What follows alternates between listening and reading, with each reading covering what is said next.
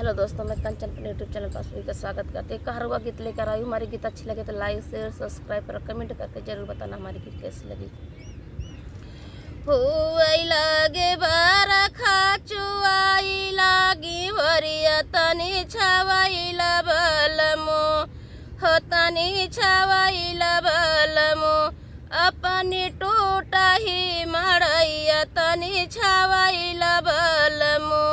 अपनी टूटा ही मड़ैया तनी छवाईला बलमो हो लगे बरखा चुआई लागी ओरिया तनी छवाईला बलमो हो तनी छवाईला बलमो अपनी टूटा ही मड़ैया तनी छवाईला बलमो अपनी टूटा ही मड़ैया तनी छवाईला बलमो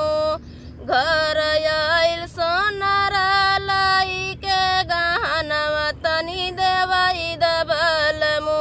हमरे अंगूरी कई बिछुआ तनी देवाई दबलमो हमरे अंगूरी कई बिछुआ तनी देवाई दबलमो हुई लगे बरखा चुआई लागी ओरिया तनी छवाई दबलमो अपनी टूटा ही मड़ैया तनी छवाई दबलमो अपनी टूटा ही मड़ैया तनी छवाईला बलमो घर आइल बाजा जलाई के चुनरिया तनी देवाई दबलमो हो तनी देवाई दबलमो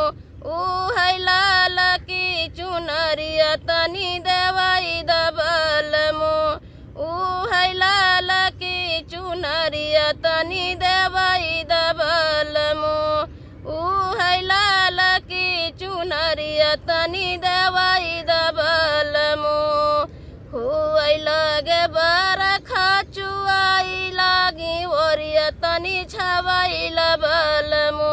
अपनी टूटा ही मड़ैया तनी छवाईला बलमो अपनी टूटा ही मड़ैया तनी छवाईला बलमो घर आइल दरजी लाई के चलिया तनी सियाई दबलमो हमरे अंगिया कई चलिया तनी सियाई दबलमो हमरे अंगिया कई चलिया तनी सियाई दबलमो घर आइल दरजी लाई के चलिया तनी सियाई दबलमो हमरे अंगिया कई चलिया तनी सियाई दबलमो हमरे अंगिया कई चलिया तनी सियाई दबलमो